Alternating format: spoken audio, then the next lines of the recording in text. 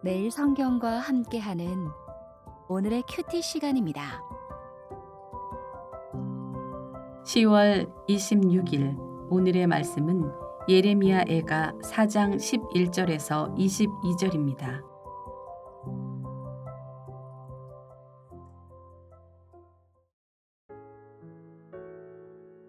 여호와께서 그의 분을 내시며 그의 맹렬한 진노를 쏟으시며 시온에 불을 지르사 그 터를 사르셨도다. 대적과 원수가 예루살렘 성문으로 들어갈 줄은 세상의 모든 왕들과 천하 모든 백성이 믿지 못하였었도다.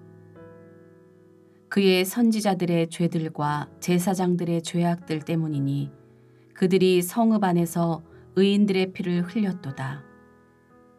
그들이 거리거리에서 맹인같이 방황하며 그들의 옷들이 피에 더러워졌으므로 아무도 만질 수 없도다.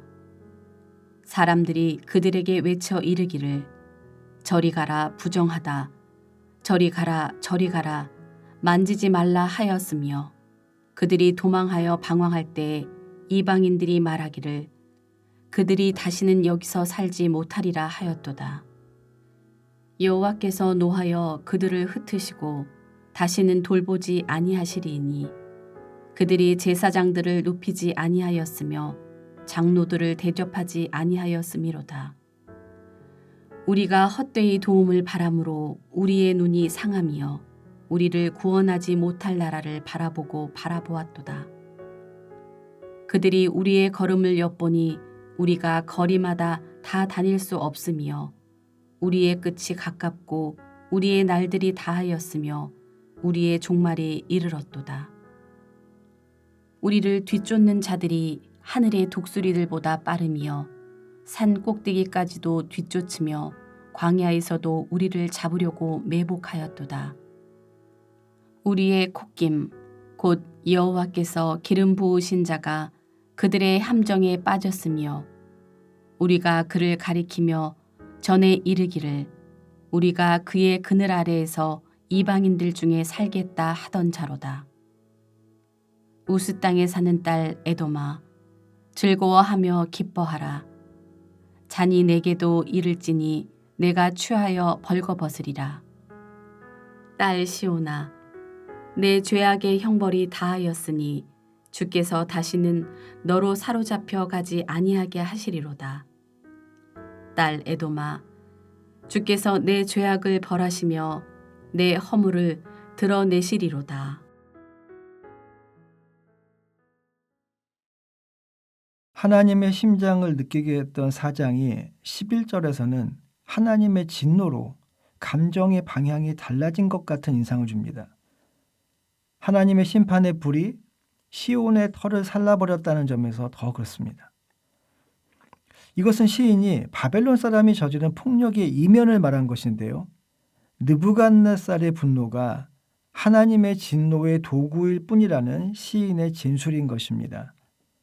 하지만 11절은 소망에 대한 암시도 담고 있습니다. 주께서 자신의 진노를 완전히 소진하셨다는 의미이기 때문입니다. 주님은 자신의 진노를 완전히 소진하셨습니다. 다시 말해 남김없이 쏟아 부으셨습니다. 물론 굶주림에 시달리고 불길에 휩싸인 도성 안에서 이러한 소망의 시각을 고수하기는 고통스러울 만큼 힘들었을 것입니다. 눈앞에서 일어난 사건들은 믿을 수 없을 만큼 충격적입니다. 오랫동안 이스라엘 백성은 예루살렘이 침범당할 수 없다고 믿었습니다. 하나님은 결코 그분의 도성이 침범당하거나 성전이 파괴되는 것을 허락하지 않으시리라는 것이 그들의 확고한 믿음이었습니다. 12절을 보면 원수들이 예루살렘을 무너뜨릴 수 있을 거라고 상상한 사람은 세상 어디에도 없었습니다. 그런데 그런 일이 일어난 것입니다. 바벨론 군인들이 침공했을 때 성전에서는 수많은 제사장과 예언자가 피를 흘렸습니다. 이들은 예루살렘에 만연한 부패와 폭력을 묵인함으로써 의로운 사람들이 피를 흘리게 했던 장본인이었기 때문입니다. 그런데도 이들은 종교적 근거를 가지고 자신들의 폭력을 정당화했습니다. 그렇다고 해서 13절이 비난의 화살을 종교 지도자에게만 돌리라는 의미는 아닙니다. 이스라엘 사회는 윤리가 붕괴된 사회였습니다. 그럼에도 그러한 부패와 폭력을 묵인한 지도자들의 책임을 더 크게 여긴 것입니다. 14절부터 16절은 이들이 맡게 될 운명을 말합니다.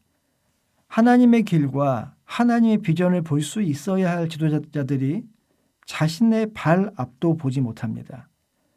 지도자들이 부패하거나 하나님의 말씀을 가르치는 일에 소홀하면, 그들이 스스로 그 말씀대로 사는 일에 소홀하면 그 결과는 고스란히 교회 전체의 몫이 됩니다.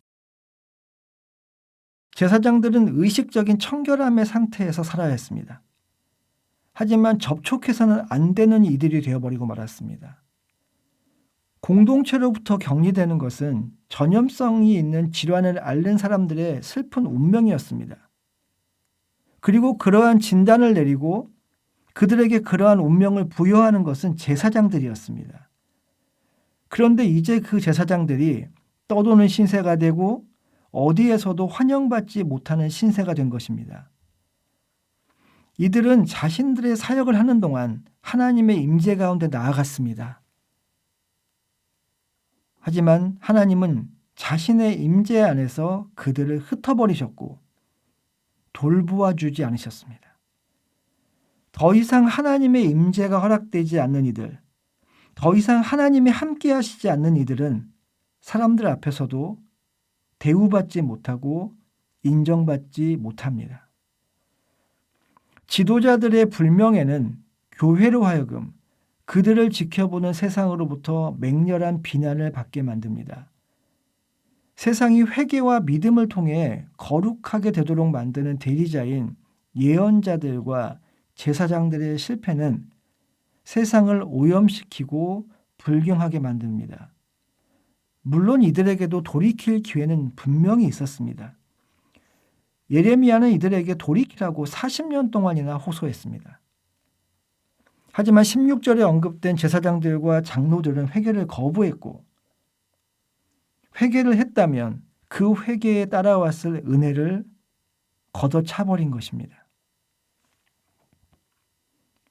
17절부터 20절에 기술된 것은 시인이 직접 목격한 일들입니다.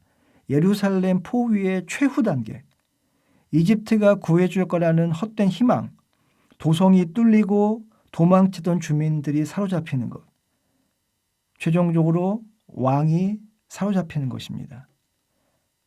유다는 이집트가 바벨론 군대들에 맞서 자신들을 도와줄 거라 믿었습니다. 물론 처음엔 그렇게 될 것 같았습니다. 하지만 그 모든 것이 허사였습니다. 눈이 빠지도록 바라볼 만큼 절박했지만 그들의 기대는 이루어지지 않았습니다. 그들의 구원은 오직 한 곳에서만 나올 뿐이었습니다. 18절과 19절은 성벽이 뚫린 뒤에 바벨론 군인들이 예루살렘의 거리와 광장을 활보하면서 보이는 대로 쫓아가 죽이는 것을 묘사하고 있습니다. 예루살렘 백성의 일부는 가까스로 광야로 탈출했습니다. 하지만 바벨론 군인들은 산속에서도 광야에서도 먹이를 잡아채는 독수리보다 빨랐습니다. 유다는 바벨론에 장악당했고 어디에도 갈 곳이 없었습니다. 우리가 아는 것처럼 유다는 자신의 도성을 믿었습니다. 하지만 그 도성은 함락되었고 잿더미가 되고 말았습니다.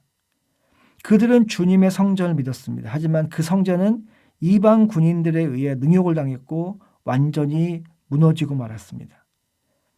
그들은 자신들의 왕을 믿었습니다.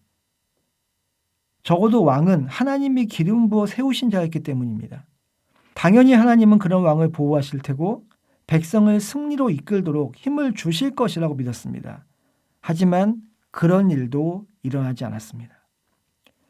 도성도, 성전도, 왕도, 그리고 하나님도 없는 백성에게 어떤 미래가 남아있고 어떤 미래가 가능할 수 있었을까요?